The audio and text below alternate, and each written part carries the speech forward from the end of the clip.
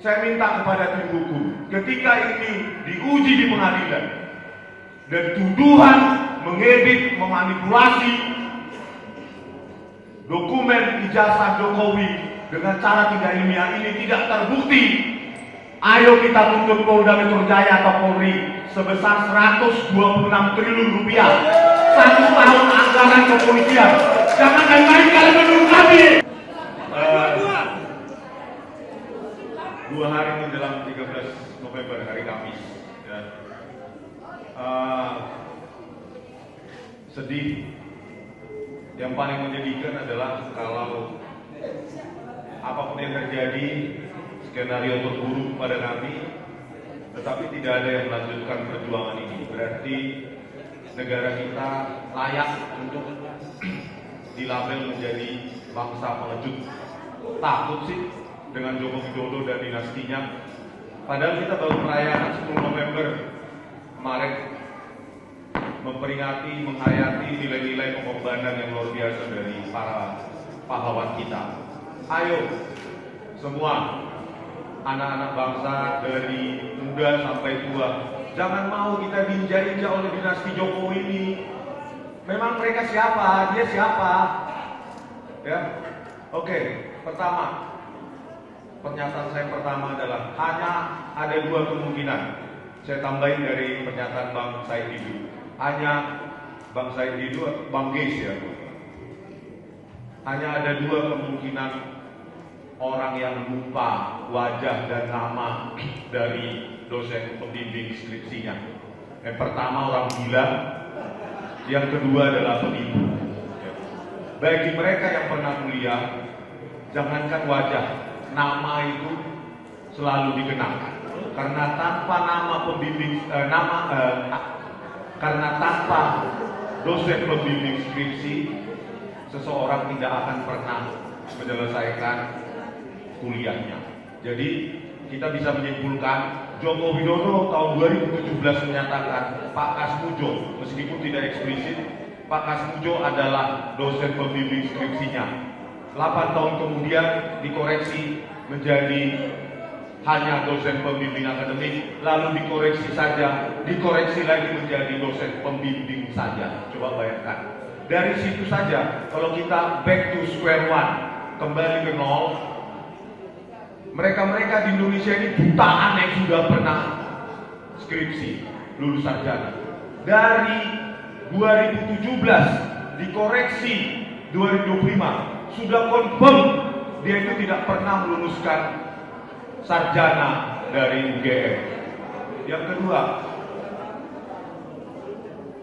setelah menyelesaikan buku Jokowi's White Paper, kami menuntaskan lagi anaknya yang menurut informasi yang sangat lengkap di beberapa podcast Pak Roy Suryo, maka saya mencebutkan diri juga sehingga ada ide untuk mendatangi Camp Digasmen. Saya yakin ya penersangkaan kami tidak lepas dari upaya-upaya kami mendatangi bersama Pak Roy Suryo, Utipa dan Bang Jagir dan lainnya, Bang Menu, bahwa kami mendapatkan informasi yang sangat krusial bahwa Gibran di Orchid Park Secondary School hanya 2 tahun setelah lulus dari SMP Negeri Surakarta, SMP Negeri 1 Surakarta, di Orchid Park Secondary School kembali lagi ke kelas 9. Lulus dari SMP Negeri 1 Surakarta kelas 9 ke Singapura kelas 9. 2 tahun berarti kelas 9 kelas 10 alias kelas 1 SMA. Lalu kemudian katanya Gibran mengikuti UTS Insert, langsung masuk ke program diploma yang menurut buku yang sedang kami tuntaskan, ya referensinya itu ada di web archive UTS Insert tahun 2004, bahwa ketika seseorang masuk ke program diploma di UTS Insert maka dia harus selesai kelas 12. Jadi menurut Dr. Eko Susanto di Sekretaris Kementerian Pendidikan Dasar dan Menengah, itulah yang disetarakan kelas 1 SMA plus diploma ujungnya jadi SMK. Ini negara sebesar ini kok gobloknya luar biasa ya. Goblok. Kelas 1 SMA plus diploma hasilnya SMK bidang akuntansi dan keuangan. Goblok bener. Makanya di buku ini saya jelaskan juga, nanti dituntaskan oleh Bu Tifa dan Pak Roy. Mungkin dipakai dalam buku apa? Judulnya Gibran Black Paper. Jadi apapun yang terjadi, sebarluaskan buku itu, ya.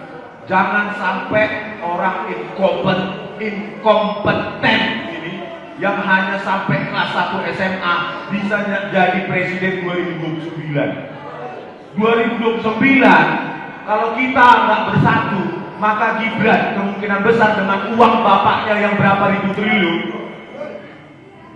dan semua orang bisa dibeli dengan uang itu, maka bukan, saya nggak mengutip 99,9% dari Pak Roy, 11.000 triliun persen pasti dia jadi presiden 2029. Oleh karena itu, sebelum apapun skenario terburuk hari Kamis, entah minggu depan atau 2 minggu lagi, ayo Pak Rusdio, Bu Tifa, kita selesaikan ini. Ini menjadi tonggak sejarah. Kami menolak dinasti kotor yang memanfaatkan lembaga-lembaga negara untuk kepentingan ambisinya, keluarganya, seperti KPU, Mahkamah Konstitusi, dan terakhir yang kita ungkap adalah Ditjen Dikdasmen.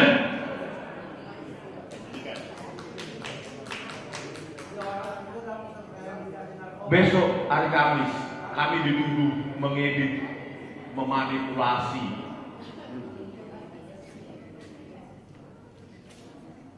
dokumen elektronik ijazah Jokowi, hanya karena menurut beberapa ahli forensik langganan kepolisian, ya, di meja penyidik ditanya jawab, oh iya ini diedit, ini dimanipulasi, ini tidak ilmiah. Halo, siapa kalian menyatakan kami tidak ilmiah? Berani gak tampil ke depan? Ayo kita debat terbuka, ilmiah. Berani gak ahli forensik tersebut yang mengatakan kami tidak ilmiah? Berani gak? Mereka katanya 3 orang ahli-ahli. Ayo tampil ke depan, kita buktikan kau atau kami yang tidak ilmiah. Secara etika itu tidak benar. Kalau Anda itu ilmuwan, menyatakan orang lain, menuduh orang lain tidak ilmiah, itu bukan di meja pendidikan. Kau bentuk juga, tulis juga buku ini seperti ini, Jokowi Black Paper itu, bantah secara ilmiah. Jangan cuma beraninya di meja penyidikan, yang penyidiknya nggak tahu apa-apa. Kan goblok itu.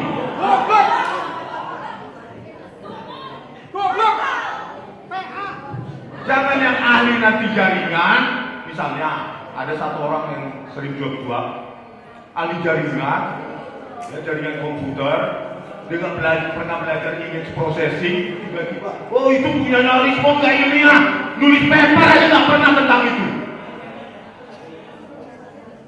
Nanti kita buktikan, kita telanjangi kalau di pengadilan, kalau sampai ke pengadilan.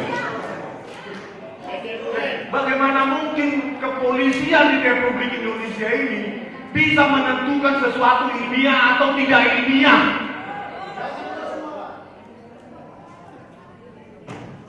Otoritas kepolisian menentukan ilmiah atau tidak ilmiah tanpa menunjukkan mana yang tidak ilmiah dari kajian kami, mana bagian yang kami edit.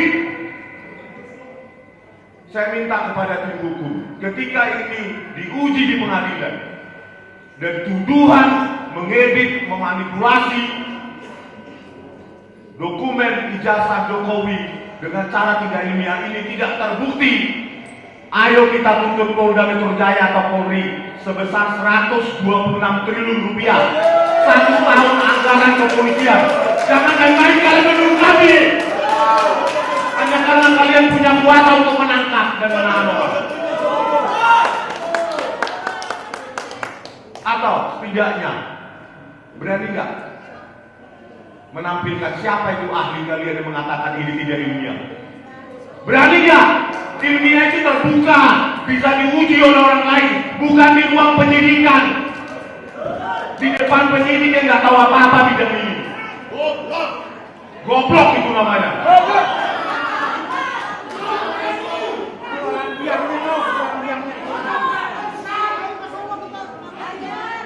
Kalau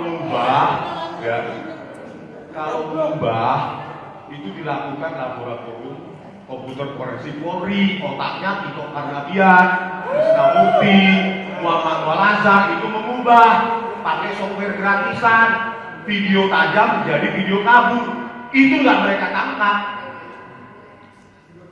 Kalau kami, softwarenya bisa diuji, bahkan source code-nya saya kasih pada saat penyidikan, source code-nya, kode sumbernya. Itu namanya bukan mengubah, itu menganalisis dengan algoritma image processing, algoritma pemrosesan citra digital yang ilmunya sudah ada sejak tahun 60-an. Itu algoritma isinya. Tapi bagaimana saya menerangkan itu kepada penyidik yang nggak tahu apa-apa di bidang itu? Bayangkan tantangan beratnya. Mereka hanya mencari-cari slip tongue, keseleo lidah, supaya itulah nanti dibawa sebagai bahan ke ahli bahasa. Itu aja mereka cari-cari bagaimana semua ini supaya salah, keseleo lidahnya, baru bawa ke ahli bahasa forensik segala macam. Oh ya benar dia bla bla bla bla bla.